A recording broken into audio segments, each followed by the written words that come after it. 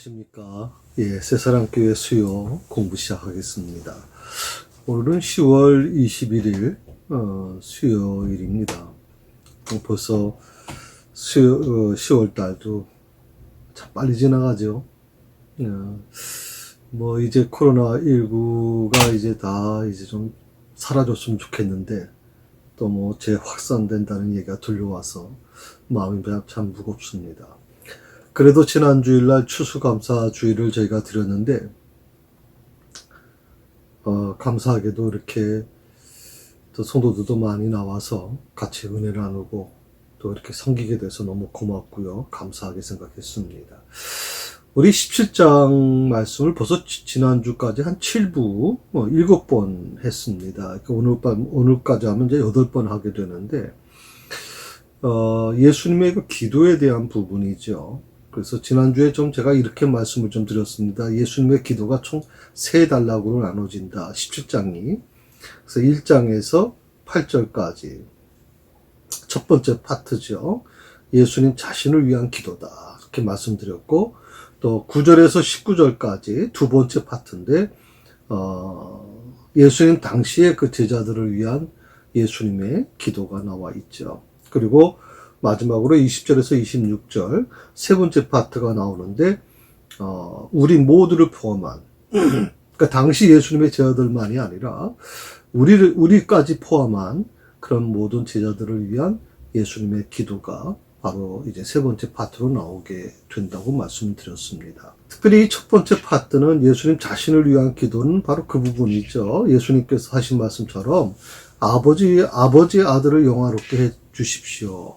영화롭게 해달라고 하는 기도입니다. 근데 이 영화롭게 해달라고 하는 것은 무슨 이 세상에서 지위를 높여달라, 사람들로부터 굉장히 영광을 받게 해달라, 그런 높은 자리에 앉게 해달라, 그런 뜻이 아니거든요. 예수님이 말씀하셨던 영화롭게 해 주십시오. 라고 하는 기도는 바로 이런 부분이죠. 하나님께서 맡겨주신 이 땅에 오신 목적, 십자가를 지는 일을 잘 감당함으로 인해서 어떻게 보면 하나님 아버지께서 계획하셨던 모든 일들이 그 구원의 역사가 잘 이루어지기를 바라는 기도가 바로 예수님의 기도, 자신을 위한 기도입니다. 어떻게 보면 이제 우리 자신이 늘 이제 기도할 때마다 그런 기도를 많이 드리죠. 사실 이 예수님의 기도처럼, 자신을 위한 기도처럼 정말 이 영화롭게 해달라고 하는 것이 자신이 아닌 아버지 하나님의 뜻이 이 땅에 이루어지기를 원하는, 나를 통해서 이루어지기를 원하는 그런 기도를 드려야 이게 모범적인 기도인데, 우리의 기도는 날 이거 해주십시오, 저거 해주십시오, 이거 해주시면 이렇게 해드리겠습니다, 이렇게 하던 마치 품앗이 개념으로 기브 앤 테크죠. 그런 식으로 이제 하나님과 거래하듯이 기도하는데, 그 기도는 사실 바람직하지 않다고 저는 생각을 합니다. 그러다 보니까 잠깐만 기복신앙이 한국교회를 덮고 우리 신앙을 병들게 만들었다고 저는 생각을 합니다. 지난 주일날 설교 때 여러분 관심 있게 들으신 분들은 아실 겁니다. 제가 그 말씀을 드렸죠. 이 코로나19로 인해서 안 좋은, 굉장히 불행한 일도 많이 있지만, 그러나 이 코로나19로 인해서 우리가 좀 시야를 좀 넓게 보게 되면 자연세계가, 하나님 만드신 이 자연세계가 복구되고 있더라 하는 말씀을 제가 드렸습니다. 도저히 우리 인간의 힘으로 할 수 없는 것들이 세상에 1년 동안 비행기와 또 배가 멈추고 또 모든 공장이 멈추면서 놀랍게 복구돼가는 모습을 우리가 봤죠. 바로 그런 부분 아닐까요? 오늘 우리가 이제 공부할 게 두 번째 파트인데, 예수님께서 제자들을 위한 기도 내용입니다. 그래서 그 부분을 지난번에 잠깐 말씀을 드리다가 이제 멈췄습니다만은, 자, 이 두 번째 파트에는 세 가지 묵상, 예수님의 중보 기도가 나와 있어요. 이 예수님의 제자들을 위한 기도는 첫 번째가 하나가 되게 해달라는 거고, 그리고 두 번째가 무슨 기도냐면, 그런 내용이 있습니다. 악한 자에게서 구해 주십시오. 제 아들을 악한 자에게서 구해 주십시오라고 하는 기도를 하는 예수님께서 두 번째 중보 기도를 드리고요. 세 번째 중보 기도를 드리시는데 그게 뭐냐면 거룩하게 해달라는 겁니다. 제 아들을 거룩하게 해달라는 겁니다. 그러니까 이 세 가지 부분을 오늘 우리가 좀 공부를 하고, 지난번에 이거 하나가 되게 하셔서 지금 하다가 좀 멈췄는데요. 그 부분을 좀 같이 나누도록 그렇게 조금 같이 하겠습니다. 지난번에 그 9절의 말씀을 이제 기초로 했거든요. 그 9절의 말씀을 한번 보십시오. 지금 여러분과 같이 지금 나누고 있는 거는 그 6번에 관련된 그 예수님께서 지금 하시는 그 말씀 중에서 6번 교재의 6번의 바로 밑에 부분 6절에서 1절에서 19절에 있는 말씀을 이제 근거로 해서 예수님의 중보 기도에 대해서 지금 말씀드리고 있는 겁니다. 자, 9절에 보면 이런 말씀이 나오죠. 내가 그들을 위하여 비옵나니 내가 비옵는 것은 세상을 위함이 아니요 내게 주신 자들을 위함이니이다. 그들은 아버지의 것이로소이다. 아멘. 내가 그들을 위하여 비옵나니. 그들은 누굽니까? 바로 하나님이 예수님에게 주신 자들. 예수님은 그렇게 표현했어요. 하나님이 내게 주신 자. 제가 지난주에 말씀을 드리면서 마치 우리는 내가 한 거라고 생각을 할 때가 많아요. 교회가 부흥할 때도 목사 입장에서는 목사인 내가 잘해서 능력이 있어서 그렇게 부흥시켰다고 생각할 때가 많아요. 또 우리 성도들도 마찬가지죠. 내가 열심히 했기 때문에 그렇게 생각하는 경우가 많아요. 그런데 그렇지 않죠. 오늘 말씀을 보게 되니까 내게 주신 자들을 위한 것입니다. 예수님은 참 놀라운 표현을 하셨어요. 내게 주신 자들. 어떻게 이런 표현을 하실 수 있을까요? 삼위일체 하나님이신 예수님께서 어떻게 이렇게 말씀하실 수 있을까? 내게 주신 자들. 성부 하나님께서 내게 주신 자들. 그리고 뭐라고 말씀하셨어요? 그들은 내게 주신 하나님 아버지께서 내게 주신 자들은 바로 아버지의 것이지 내 것이 아닙니다 하는 것입니다. 바로 그들이 아버지의 것입니다라고 고백하고 있거든요. 교회가 부흥하면 좋죠. 그 부흥하는 건 누구를 위한 것입니까? 성부 하나님, 삼위일체 하나님을 위한 것이 되어야 됩니다. 내 것이 되면 안 됩니다. 목사의 것도 아니고, 장로의 것도 아니고, 그 누구의 것도 아닙니다. 오직 하나님 아버지의 것입니다. 그 영광을 하나님만이 받으셔야 된다고 제가 말씀을 드렸죠.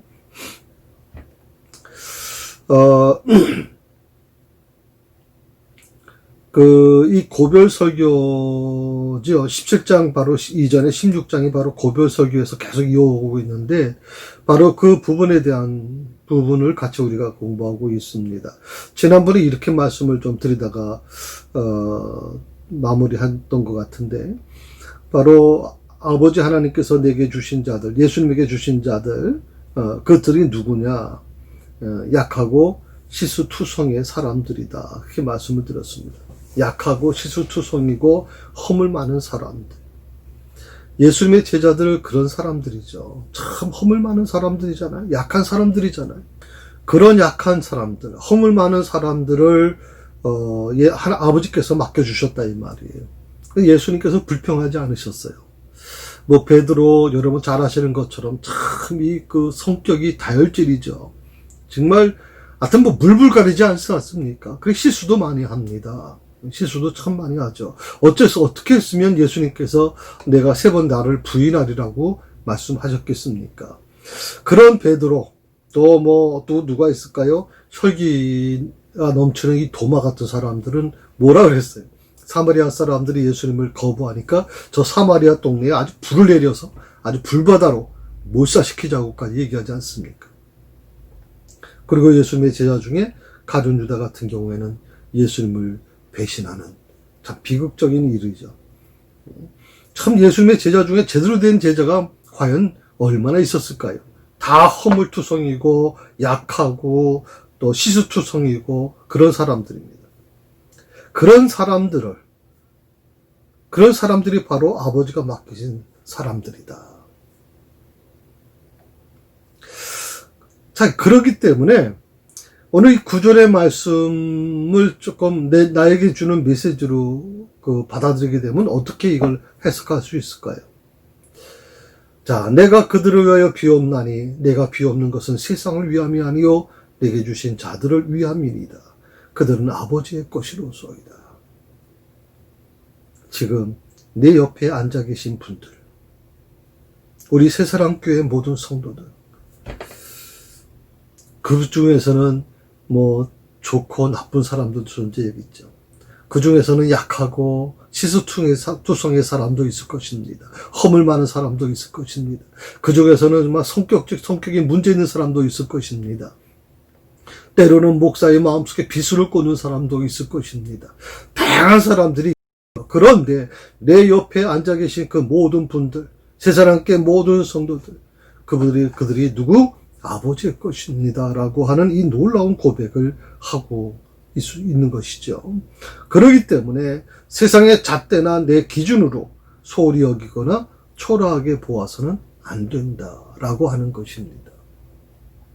사실 때로 목사인 저도 뭐 새사랑교회를 20년간 지금 심우해 오면서 이 청학리가 굉장히 좀 약한 지역입니다. 그래서 참 어떻게 보면 마치 고인물처럼 변하질 않지요. 그래서 어떻게 보면 목사로서는 굉장히 답답한 부분이 많이 있습니다. 또 새사랑교회가 계속 여기에 있어야 되는가에 대한 고민도 많이 하고, 또 왜 새사랑교회 교인들은 왜 정말 우리 남자 성도님들은 참 어떻게 보면 굉장히 일할 만한 분들이 많지 않잖아요. 그러다 보니까 굉장히 목사로서는 한계가 느낄 때가 많이 있거든요. 그런데 오늘 그래서 때로는 제가 불평도 할 때가 있었고 왜 이거밖에 안 되는 건가 하는 그런 생각도 하게 됐습니다만은 오늘 이 말씀을 보면서 다시 한번 주님께 회개하고 참 내가 너무나도 부족했구나 하는 생각을 깨닫게 됩니다. 내 옆에 있는 모든 분들은 그들을 내가 소홀히 여긴 것은 아닌가, 그들을 너무 초라하게 본 것은 아닌가, 내 관점으로, 내 주관으로, 내 잣대로, 세상적인 잣대로 본 것은 아닌가. 하나님께서 내게 맡겨주신 자들, 그것이 세상의 잣대로 보면 약하고 부족한 사람들일지라도 그들을 하나님이 내게 맡겨주셨다면 그들을 품고 오늘 예수님처럼 가야 된다고 하는 것이거든요. 오늘 정말 예수님의 입장에서 우리가 좀 봤으면 좋겠어요. 예수님의 입장에서 보면 허물투성이고 약함투성의 이 제자들, 아버지가 맡겨주신 대상들인데, 이 말씀을 좀 이렇게 한번 생각해 볼 수 있을 거예요. 우리가 봉사하는 일도 물론 중요해요. 구제하는 일도 중요하고, 선교하는 일도 물론 중요합니다. 문제는 그 일로 인해서 내가 하는 일을 통해서 우리 새사랑교회가 하는 일을 통해서 우리 한국교회가 하는 일을 통해서 과연 사람을 회복시키고 있는가, 그리고 사람을 치유시키고 있는가, 병든 사람을 치유시키고 있는가, 그들을 온전케 하는 일을 우리가 해야 되는 것이지요. 그것을 위해서 오늘 예수님은 제자들을 세우셨고 그 제자들이 허물투성이고 약하고 여러 가지 문제가 있는 사람들이지만 그들을 끌어안고 예수님은 끝까지 같이 가신 것이죠. 오늘 10절의 말씀을 보시게 되면 우리 같이 한번 읽어봅시다. 요한복음 17장 10절입니다. 내 것은 다 아버지의 것이요 아버지 것은 내 것인데 내가 그들로 말미암아 영광을 받아나이다. 내 것은 다 아버지의 것입니다. 그리고 아버지 것도 내 것입니다. 이렇게 고백하는 그 고백 속에는 삼일체 하나님에 대한 부분이 아주 분명하게 나와 있죠. 그런데 그 다음에 부분이 참, 우리가 좀 관심 가져야 될 부분입니다. 내가 그들로 말미암아, 그들은 바로 아버지께서 내게 맡겨주신 제자들이죠. 예수님 당시에 있던 제자들입니다. 그들로 말미암아 영광을 받았나이다 하는 고백을 하거든요. 좀 이해가 잘 안 되는 말씀이죠. 왜? 예수님께 맡겨진 자들은 허물투성이고 약하고 또 뭐 여러 가지 정말 실수투성이의 사람들이잖아요. 근데 그들을 통해서 예수님이 영광을 받았다. 제가 보기에는 좀 반대 말씀하고 계시는 것 같아요. 영광이 아니라 예수님이 오히려 이들 때문에 굉장히 지금 힘들지 않습니까? 십자가도 져야 되고, 이들 때문에 정말 사람들한테 조롱도 당하고, 이들이 잘못해서 예수님이 얼마나 많이 그 부분을 수습해 나갔습니까? 그런데 오늘 이 말씀을 보니까 영광을 받았다 이 말이에요. 근데 영광을 받았나이다 라고 하는 이 말씀은 뭐 주님께서 십자가에 돌아가시지 않았다. 그런 어떤, 시간적으로는 그런 거죠. 아직 주님이 십자가에 돌아가지는 않았거든요. 그런데 영광을 받았나이다 라고 하는 말을 써요. 이게 이제 히브리어, 헬라어죠. 헬라어에서는 완료형 시제다. 이렇게 얘기해요. 완료형. 끝났다는 거예요. 예. 현재 완료형 아니면 미래형이라든지 이런 것은 아직 계속 진행되는 것이지만 이 완료형이라는 것은 여기서 끝났다는 거거든요. 그러니까 영광을 이미 받았다는 거예요. 예수님이 아직 돌아가시지도 않았는데, 십자가 지시지 않으셨는데, 십자가 지신 이후에는 아버지께서, 성부 하나님께서 성자 하나님이신 예수님을 영광을, 받게 하시죠. 그런데 아직 십자가를 지시지도 않았는데 영광을 받았다고 얘기하십니다. 그것도 바로 그들을 위해서 허물 많고 시스투성이고 약한 투성인 그런 제자들을 통해서 영광을 받았다고 그렇게 완료형 시제를 쓰고 있단 말이죠. 자, 이걸 우리가 어떻게 해석할까요? 완성이라고 하는 이 궁극적인 시간은 분명 오지 않았습니다. 그런데 하나님의 계획과 목적과 주님의 의도는 반드시 성취될 거라는 거죠. 반드시 성취될 수밖에 없어요. 예수님의 이미 오래전에 계획되었던 이 십자가 사건은 사람이 방해하든 뭐든 관계없어요. 하나님은 반드시 그 십자가 사건을 통해서 예수 그리스도를 통해서 지게 하실 거란 말이죠.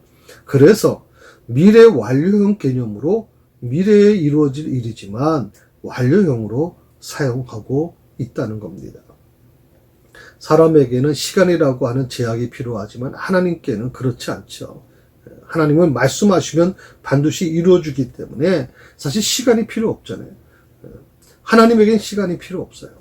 예수님이 여러분 부활하신 이후에 어떻게 했어요? 인간의 육신, 인간의 몸을 입고 있을 때는 예수님은 시공간의 제한을 받으셨어요. 그런데 예수님이 부활을 하신 이후에 부활체의 모습을 갖고 계신 이후에는 예수님이 시공간을 초월합니다. 그렇죠?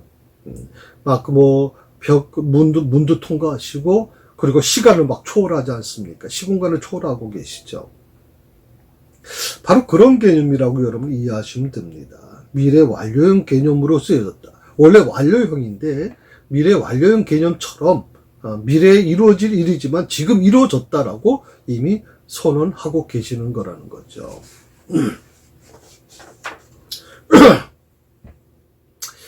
11절의 말씀을 보시게 되면 한번 같이 한번 읽어볼까요? 요한복음 17장 11절입니다. 나는 세상에 더 있지 아니하오나 그들은 세상에 있사옵고 나는 아버지께로 가옵나니 거룩하신 아버지여 내게 주신 아버지의 이름으로 그들을 보존하사 우리와 같이 그들도 하나가 되게 하옵소서. 오늘 이 11절의 말씀은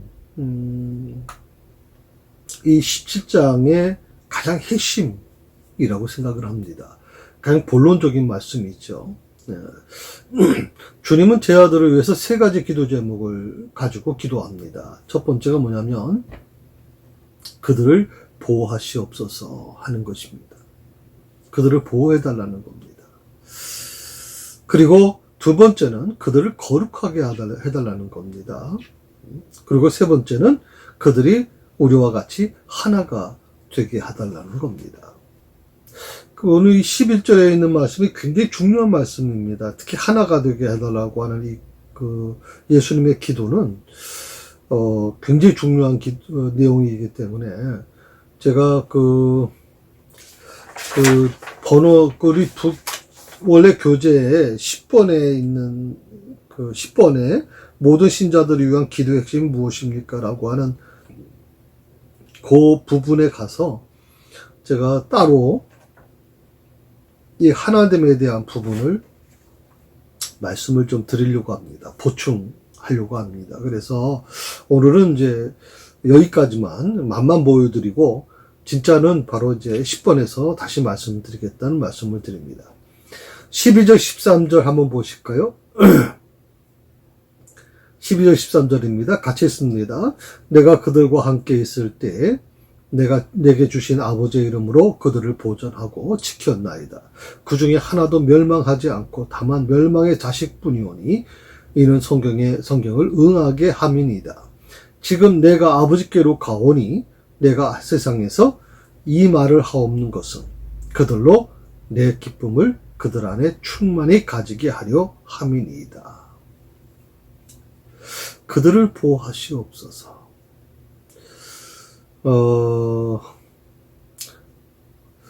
어떻게 보면, 오늘 제자들을, 보호해달라고 하는 이 기도, 첫 번째 우리가 기도를 지금 했었죠. 그래서 그런 어떤, 부분이었는데, 그 첫 번째 기도하신 이유, 그들을 보호해달라고 했던 그 첫 번째 기도를 하신 이유가 뭐냐? 그 12절부터 16절 말씀에 설명되어 있습니다. 그래서, 12절, 13절이 바로 그것에 대한 좀 설명이라고 좀 생각을 하는데요. 주님이 제 아들과 함께 계셨을 때는 제 아들을 지켜주셨어요. 그런데 주님은 곧 떠나십니다. 그걸 주님은 알고 계시단 말이죠. 주님이 떠나고 나서 잠시 이제 제 아들이 있어야 되는데, 그 제 아들은 어떤 제 아들입니까? 조금 전에 말씀드린 것처럼 연약하고 실수투성이고 참으로 부족한 사람들이라는 거거든요. 허물 많은 사람들이잖아요. 이제 그 제 아들만 세상에 남겨지게 되는 거예요. 그전에는 예수님이 함께 계실 때는 예수님이 보호막이 되어 주셨어요. 예수님이 버팀목이 되어 주셨고, 무슨 실수를 하더라도 예수님이 다 막아 주셨어요. 여러분 기억하십니까? 이 제 아들이 너무 배고프니까 안식일에 밀밭을 지나가다가 남의 밀밭에 있는 밀을 막 손으로 털어서 먹었죠. 바리새인들이 아주 얼싸움을 좋다고 찾아와가지고 당신의 제자들이 율법을 어겼다, 안식일을 어겼다, 이렇게 얘기해서 예수님을 곤욕에 빠뜨리려고 하지 않았습니까? 그런데, 그때도 예수님께서 제 아들을 보호하시죠. 그래서 제 아들이, 어떻게 보면 안식일을 여러분, 어기는 거는, 제 안식일을 지키지 않는 것은 죽음과도 같은 겁니다. 유대인들 안식일 안 지키면 큰일 납니다. 그런 제자들을 예수님이 보호해 주신단 말이죠. 바리새인들이 예수님 말씀 듣고 나서 꼼짝도 못하고 물러서지 않습니까? 그런데 이제 곧 예수님이 떠나세요. 예수님이 안 계세요. 제자들은 홀로 남아있어요. 누가 제자들을 보살펴 줄 것인가? 홀로 남겨지는데. 문제는 제자들이 남겨지는 세상이 어떤 세상이냐는 거죠. 그게 14절, 15절에서 구체적으로 설명이 나와 있어요. 한번 14절, 15절 한번 보시겠어요? 네. 같이 한번, 읽어봅시다. 내가 아버지의 말씀을 그들에게 주었사오매 세상이 그들을 미워하여 싸우니 이는 내가 세상에 속하지 아니한 같이 그들도 세상에 속하지 아니함으로 인함이니이다. 내가 비옵는 것은 그들을 세상에서 데려가시기를 위함이 아니요 다만 악에 빠지지 않게 보존하시기를 위함이니이다. 이 14절 15절은 그러니까 첫 번째 예수님의 중보 기도가 제자들을 위한 기도인데, 그 제자들은 이제 예수님께서 곧 아까 조금 말씀드린 것처럼 실수투성이고 연약하고 또 여러 가지 허물투성이란 말이죠. 그런 제자들이 그동안 예수님이 보호막이 돼 주셨는데 예수님이 곧 이제 이 땅에 안 계시죠. 떠나신단 말이죠. 그럼 제자들만 이 세상에 남겨둬야 된다는 거거든요. 그런 이 세상에 남겨두는 제자들, 그 제자들은 어떻게 감당해야 될 것이냐, 그 제자들이 머무는 세상이 어떤 곳이냐, 그게 바로 우리가 지금 읽은 14절 15절의 말씀에 나와 있는 거거든요. 이걸 저는 예수님의 두 번째 중보기도라고 생각하는 거죠. 악한 자에게서 구하소서. 악한 자에게서 구하소서. 오늘 15절에 보게 되면 다만 악에 빠지지 않게 보존하시기를 위함이니이다. 악한 자에게서 보호하시옵소서. 이미 제자들은 하나님의 백성들입니다. 그런데 주님이 떠나신 후에는 어떻게 됩니까? 제자들은 이 땅에 홀로 남게 되죠. 남겨둔 이 제자들이 살아야 되는 세상은 참 만만치 않은 세상입니다. 공격적이고 하나님을 믿는 사람들을 미워하고 불의가 가득한 세상이잖아요. 어쩌면 지금 우리가 이 코로나19를 통해서 그 세상을 경험하고 있는 겁니다. 정말 세상이 얼마나 무서운 곳인가. 우리 믿는 자들에게 있어서 예수님이 걱정할 정도로, 제자들을 걱정할 정도의 그 모습처럼 지금 우리 성도들을, 목사인 저도 좀 걱정스럽거든요. 왜? 성도들이 회사에서 또 직장에서 또 주변 사람들로부터, 거래처로부터 참 예수 믿는다는 이유 때문에, 예배드렸다는 이유 때문에 불이익을 당하는 모습을 보면 정말 고통스럽죠. 언제부터 예수 믿는 사람들, 세상에 예수 믿는 사람들이 이렇게 공격해 왔는가? 언제부터 예수 믿는 사람들이 이렇게 세상이 미워했는가? 하는 겁니다. 어떻게 보면 우리가 사는 세상은 공의보다 불의가 더 많은 해 있다고 저는 생각합니다. 그래서 주님은 세상에 남게 될 제자들을 오늘 아버지 하나님께 기도하면서 보존해달라고 기도하시는 겁니다. 이 악한 세상으로부터 그들을 보호해 주십시오. 보존해 주십시오.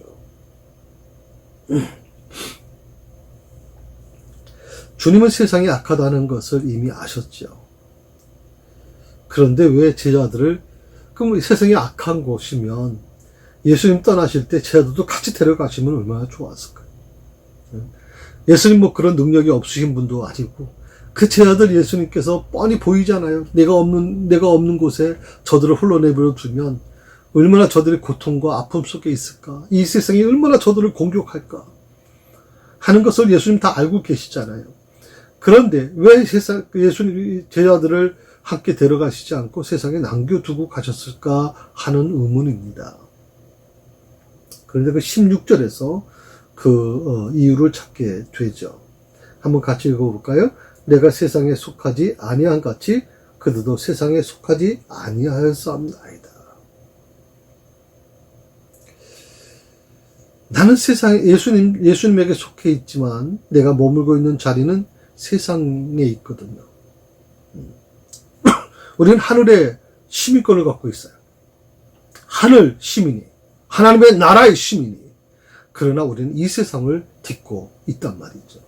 그래서 성도들의 삶이 예수 믿기 전보다는 예수를 믿기로 결단하는 순간부터 힘겨워지고 버거워질 수밖에 없는 거죠. 예수 믿기 전에는 누가 뭐라 할 사람 없어요. 예수 믿지 않으면, 저는 그래도 참 안타까운 게 뭐냐면, 본인들은 식당 안 갑니까? 본인들은 카페 안 갑니까? 그들은 여행지 안 갑니까? 그들은 지하철 안 탑니까, 여러분? 그들은 어떤 모임 안 갔습니까? 왜 하필이면 교회들을 향해서 그렇게, 정말 입에 담을 수 없는 말들을 하고 있을까요? 어떤 분은 그런 얘기도 들었다면서요. 교회 예배 드리려면, 교회 나가려면, 직장에 오지 말라. 듣는 저도 마음이 막 힘든데, 그 본인들은 얼마나 힘들겠어요. 그러니까 어떻게 보면, 우리가 예수를 믿습니다.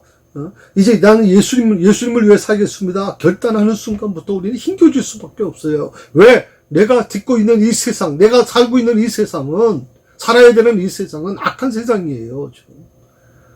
좀 예수 믿는 사람들을 정말 너무 힘들게 만드는 세상이에요. 불의가 가득한 세상이에요. 자신은 더 악한 존재들이면서도 기독교인들에게, 예수 믿는 사람들에게 그 화살을 막 쏟아붓고 있잖아요. 성도로 살면 세상의 비바람과 폭풍이 자꾸 흔듭니다. 그 신앙이라는 게 뭐냐?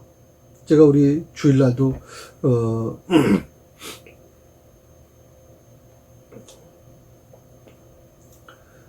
그런 믿음에 대한 문제를 어떻게 믿음으로 기쁘게 살 것인가에 대한 말씀을 좀 드리고 있습니다만은, 신앙이라는 건 어렵게 설명할 필요 없어요. 신앙은 떠밀리지 않고 버티는 싸움이다. 신앙이 뭐냐? 떠밀리지 않고 버티는 싸움.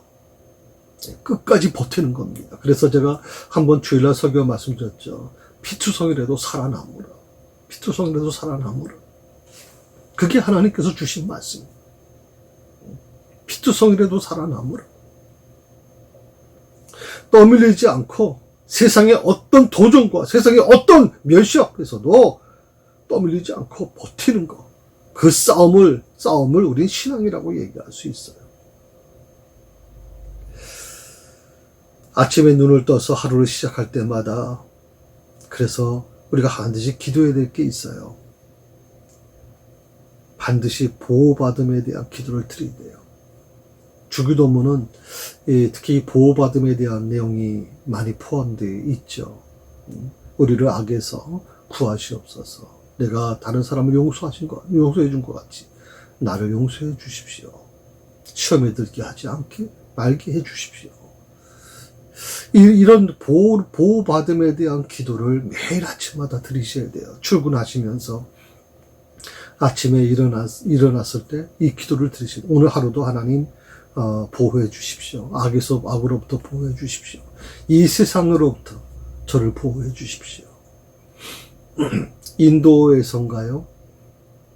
누가 한번 그런 얘기를 하신 적이 있어요. 인도에 이제 단기 선교로 한 팀이 갔어요. 그 팀이 가서 이제 인도 여러분 아시는 것처럼 이슬람, 힌두교가 굉장히 강력한 곳이지 않습니까? 그곳에서 찬양을 하고 서로 손을 잡고 이제 찬양을 하고 하는데, 단기 선교 이제 프로그램을 하는데,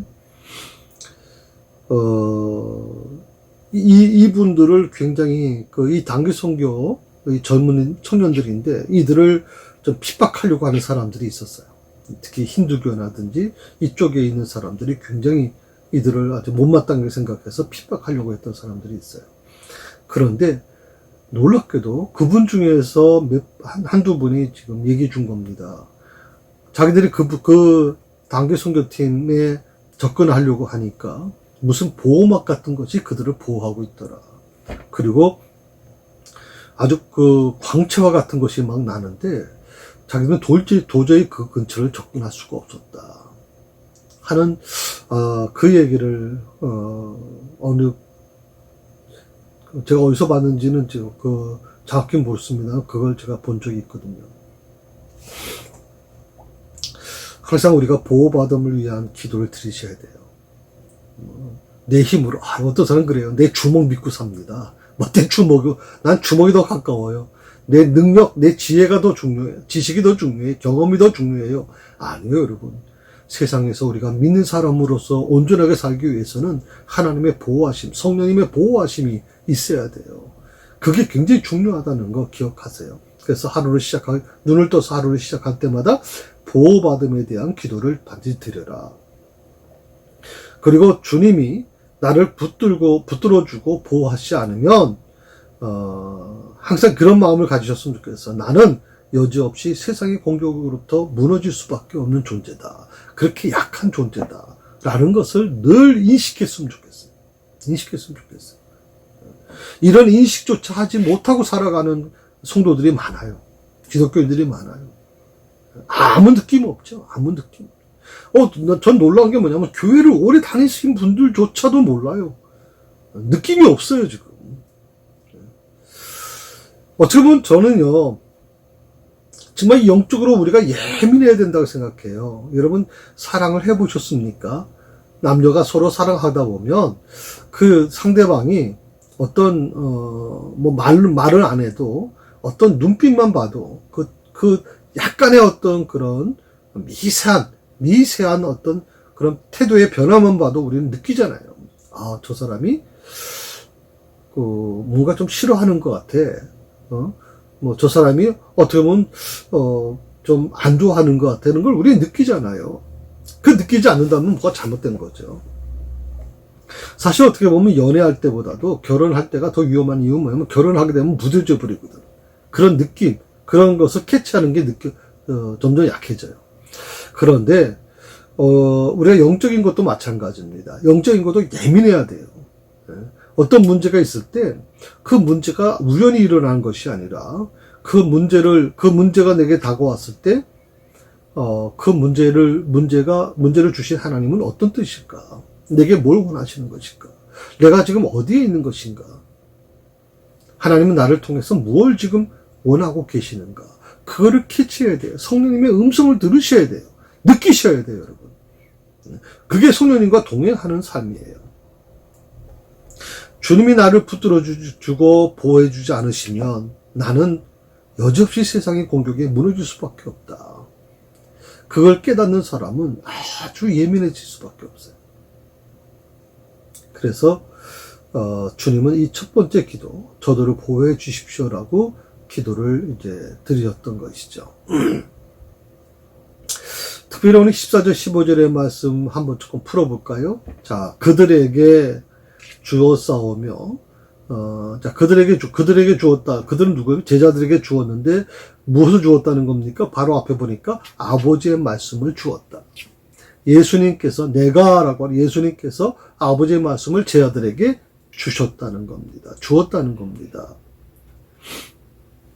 그런데 재밌는 게 뭐냐면, 예수님께서 아버지의 말씀을 제자들에게 주고 나니까 14절입니다. 뭐라 그래요? 세상이 제자들을 미워하였다는 겁니다. 그러니까 그 제자들이 예수님의 말씀을 받지 않았으면, 아버지의 말씀을 받지 않았으면, 그냥 그들이 알고 있던 그 율법대로 살았으면 문제가 없죠. 누가 세상이 미워하겠습니까? 그런데 예수님께서 그들을 제자로 삼으시고 그들에게 아버지의 말씀을 주고 나니까 세상에 제자들을 미워하더라, 이 말이에요. 세상에 제자들을 미워한 이유가 뭐냐? 이는, 뭐라 그랬어요? 내가 세상에 속하지 아니하였기 때문이고. 예수님이 세상에 속하지 아니하였기 때문에 예수님의 제자들도 세상에 속하지 아니하였다라고 얘기해요. 그러니까 세상이 제자들을 미워할 수밖에 없다는 겁니다. 그렇기 때문에 주님께서 바로 이 제자들을 위해서 기도하는 거죠. 아버지요, 제자들을 세상에서 데려가시기를 위함이 아닙니다. 다만 악에 빠지지 않게 보존하시기를 위함입니다. 이해가 좀 되시죠? 네, 세 번째는 17절에서 19절의 말씀입니다. 예수님께서 여기 17절에서 19절에 세 번째 제가 아까 말씀드린 부분인데, 지금 제가 말씀드리고 있는 것은 이제 두 번째 파트의 9절에서 19절에 있는 말씀에 예수님의 제자들을 위한 기도의 중에서 세 번째입니다. 첫 번째가 뭐라 그랬어요? 하나가 되게 해 주십시오. 제자들을 위한 기도죠. 그 다음에 나온 게 뭐냐면 악한 자에게서 구하십시오. 또 제자들을 위한 기도죠. 세 번째가 거룩하게 하옵소서 하는 겁니다. 거룩하게 하옵소서. 우리 17절에 19절 한번 같이 읽어볼까요? 예, 17절에서 19절까지 같이 했습니다. 그들을 진리로 거룩하게 하옵소서. 아버지의 말씀은 진리니이다. 아버지께서 나를 세상에 보내신 것 같이 나도 그들을 세상에 보내었고 또 그들을 위하여 내가 나를 거룩하게 하오니 이는 그들도 진리로 거룩함을 얻게 하려 함이니이다. 17절에서 그들을 진리로 거룩하게 하옵소서. 그들은 당연히 제자들이죠. 제자들을 진리로 거룩하게 해달라. 이 거룩하게 하는 이유, 그것이 뭐가 있어요? 거룩하게 하는 도구가 뭐예요? 바로 진리라고 하는 거예요. 진리가 너희를 자유케 하고 진리로 거룩하게 되는 거예요. 거룩하게 된다는 것을 우리가 잘못 이해하는 분들이 있어요. 무슨 거룩하게 거룩한 척하는 분들이 거룩한 척하는 것이 진짜 거룩이라고 생각하는 분들이 있어요. 제가 참 안타까운 게 뭐냐면 어느 교회에서 굉장히 그 파이프 오르간을 비싼 파이프 오르간을 설치했어요. 제가 보기엔 거의 한 5억, 4억, 5억이 들어가는 거죠. 근데 거기서 그 파이프 오르간의 그 연주를 들으신 분들은 참 감동적이라 그래요. 예배 자체가 감동이라고 보통 얘기를 해요. 그리고 뭐라고 얘기하면 굉장히 거룩한 예배라고 얘기를 해요. 여러분, 파이프 오르간을 그렇게 했다고 해서 거룩해집니까? 교회를 굉장히 아주 화려하고 웅장하게 만들었다고 해서 그렇게 됩니까? 어떤 목사님은 또 강대를 말씀 선포하는 그 강대를 아주 상아 같은 게 아주 멋있게 제가 알기로는 그 강대 하나가 1,000만 원이 넘어갔다 그러는데 지금 그런 걸 설치를 했단 말이죠. 그렇다고 해서 그게 거룩한 겁니까? 아니요. 오늘 이 말씀대로 하면 거룩은 어디서부터 옵니까? 진리로부터 오는 겁니다. 그 진리가 뭡니까? 하나님의 말씀입니다. 여러분, 이것을 기억하셔야 됩니다. 하나님의 말씀이 진리입니다. 그렇기 때문에 그 하나님의 말씀 외에 다른 것들을 자꾸만 여러분이 거룩한 척 하려고 하면 안 됩니다. 거룩하게 만들어가서도 안 됩니다. 특히 코로나19를 통해서 건물이 아니라 성도 한 사람 한 사람이 바로 교회라고 하는 인식이 확대되고 있는 이때에 우리가 좀 생각해 봐야 된다고 생각해요. 지난주에 말씀을 드렸죠. 한 100 몇 교회가, 한 3, 4세 교회가 지금 경매로 나왔다. 참 불행한 일입니다. 지금 한국 교회가 참 심각한 위기에 와 있어요. 근데 그 진리에 대한 부분을 제가 하나님의 말씀이라고 얘기했는데 바로 뒷부분이 그게 나오는 거죠. 그들을 진리로 거룩하게 하옵소서. 아버지의 말씀은 진리니이다. 그러니까 아버지의 말씀, 그게 진리이기 때문에 하나님의 말씀으로 거룩하게 해달라는 말씀으로만이 거룩해질 수 있어요. 그러니까 여러분이 교회 오래 다녀도 성경을 제대로 모르고 성경을 읽지 않는다면 이건 참 비극적인 일이에요, 여러분. 절대 그렇게 하시면 안 돼요. 성경을 읽으셔야 돼요. 여러분이 구제를 하고, 여러분이 정말 봉사를 열심히 해도 성경 말씀이 진리인데, 말씀 없이 그런 것들이 마치 진리인 것처럼 따라다니는 사람들이 있으면 안 돼요. 또 어떤 분들은 또 어느 목사님의 말씀, 또 어느 목사님이 어떤 능력을 행하니까 굉장히 그 목사님이 아주 마치 진리인 것처럼 막 추종하는 분들이 있어요. 정말 불행한 일이라고 생각해요. 사람은 누구도 진리가 될 수 없어요. 오직 말씀만이 진리가 되는 것이죠. 또 그 다음에 뭐라고 나왔습니까? 아버지께서 나를 세상에 보내신 것 같이 나도 그들을 세상에 보내었고 그랬습니다.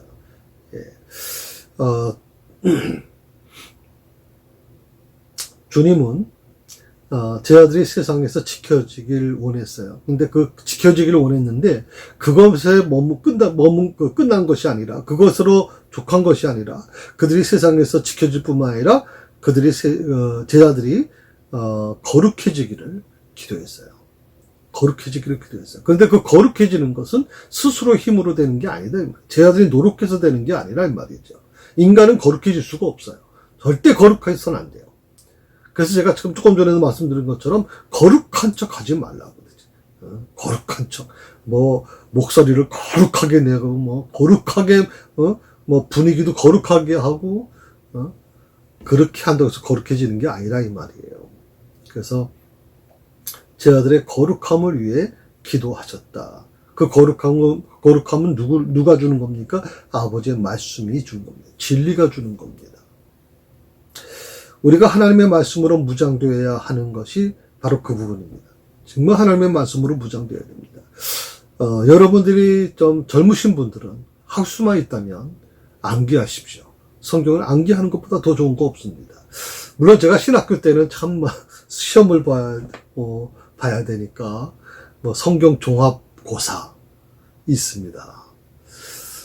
그거 통과하지 못하면 졸업이 안 됩니다. 그러니까 보통 한 200개 정도의 그 성경 구절을 아주 암송해야 됩니다. 근데요, 제가 좀 이 기억력이 좀 별로 안 좋아요. 창조적인 부분을 하나님이 주셔서 아주 탁월한데 기억력이 별로 안 좋은데 이거 암송하느라고 아주 제가 쥐가 날 정도였습니다. 근데 이게 그렇게 하고 나니까 이게 기억이 나느냐? 그렇지 않습니다.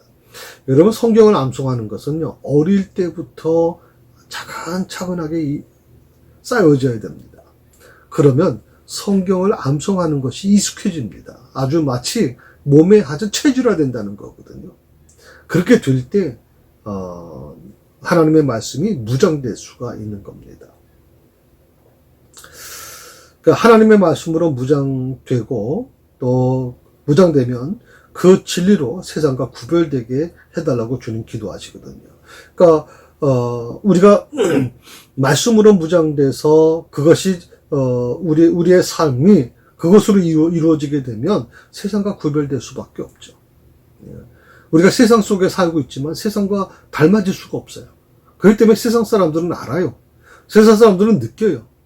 제가 가끔씩 그 요즘엔 택시를 제가 안 타죠. 근데 제가 젊었을 때 급하면 이제 택시를 좀 타면 택시 기사분이 참 재밌는 말을 해요.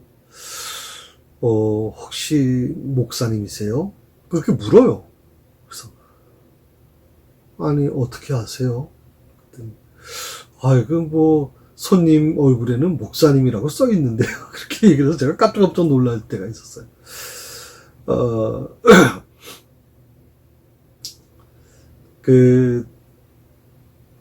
우리가 어떻게 보면 세상 정말 하나님의 자녀가 되는 순간 또 진리로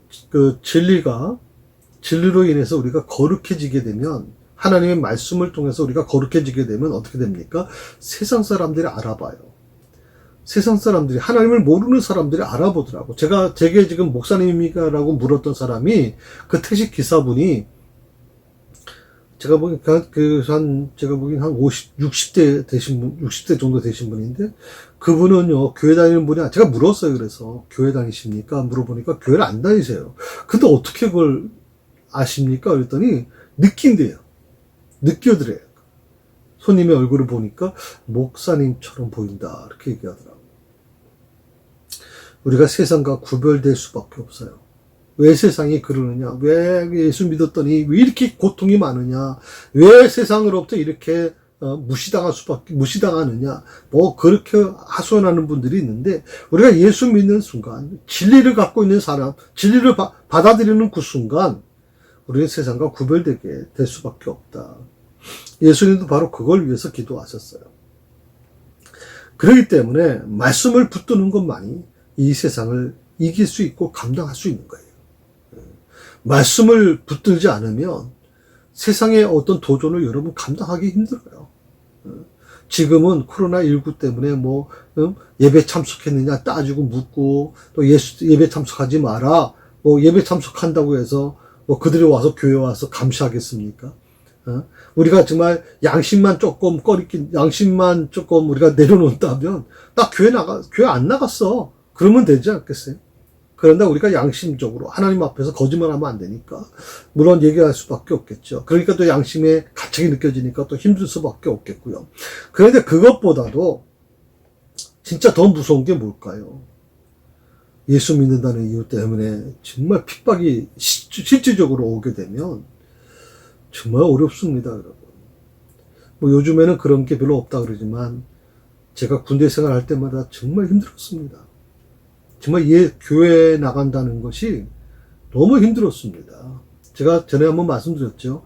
감리교 신학대학 다니던 온 친구가 있었고, 같은 훈련 끝나고 부대 배치된 친구 중에, 저는 이제 장로의 신학대학원을 다니다 갔는데, 그 친구는 결국에는 편한 보직을 받기 위해서, 이 부대 취사반에 한 자리 비어있는 그 자리로 들어갔어요. 그때 분명히 연결시켜주는 분이 이렇게 얘기했어요. 교회 못 나간다고 얘기를 했거든요. 제대할 때까지 절대 교회 못 나간다. 근데 그걸 알면서도 그 친구는 결국에는 그 보직으로 갔다고 제가 말씀드렸죠. 저한테도 그게 왔었거든요. 근데 사실 전 도저히 그런 못하겠더라고요. 교회를 참석할 수 없다면, 물론 이 취사병이 굉장히 보직이 편한 보직이라는 건, 훈련도 안 받으니까 보직이 편한 보직이라는 건 좋지만, 이건 아닌 것 같아요. 예배를 참석할 수 없다. 그래서 그걸 거절했죠. 그리고 그 친구는, 감리교신학대학 다니던 친구는 취사병으로 갔어요. 그 친구 제대할 때까지 교회 못 나왔어요. 그리고 저는 군종병으로 발탁돼서 이제 교회에서 심호하게 됐습니다만은, 정말 말씀을 붙들어야 돼요, 여러분. 정말 말씀을 붙드는 것만이 세상을 감당할 수 있어요. 그렇기 때문에 예수님은 제 아들을 거룩하게 해달라고 기도하고 계신 거예요. 기독교인이 어떤 사람들입니까? 말씀을 통해 아버지와 아들을 알아가고, 그리고 이 말씀을 기쁨으로 순종하며 살아가는 사람들입니다. 오늘 이것을 꼭 여러분 기억하시면 좋겠습니다. 오늘 예수님께서 제 아들을 위해서 기도하신 두 번째 기도, 19절에서 19절의 말씀을 오늘 여러분에게 마지막으로 좀 말씀을 드렸습니다. 다음 주에는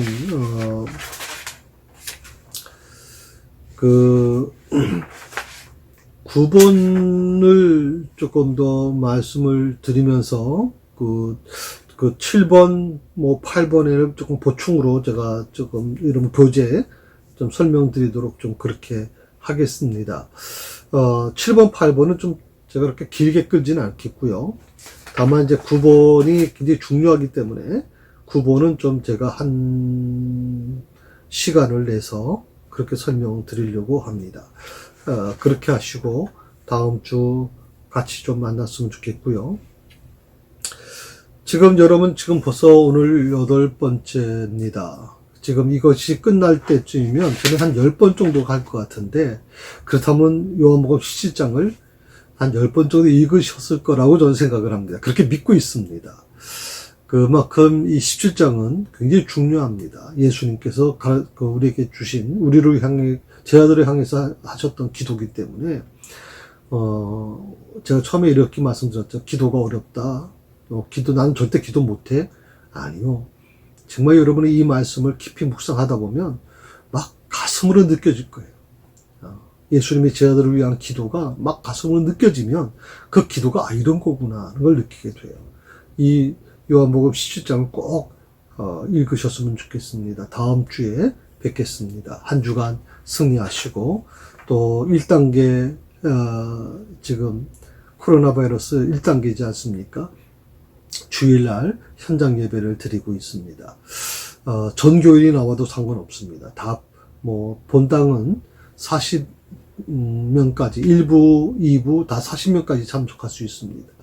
그리고 또 1층 교육관과 쉼터까지 나눠지기 때문에 예배를 못 들고 가는 부분은 없습니다. 우리가 법을 그대로 지키면서도 충분히 가능합니다. 또 성가대도 서서 찬양하고 있습니다.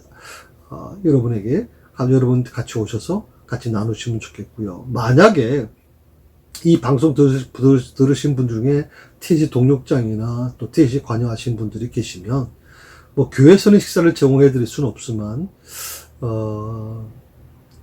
TC가 좀 재정이 또 많으면, 또 한 TC마다 조금 얼마씩 좀 지원해 주셔서, 밖에 나가서 좀 식사하시면서 모임을 가져도 좋겠지 않겠나 생각을 해봅니다.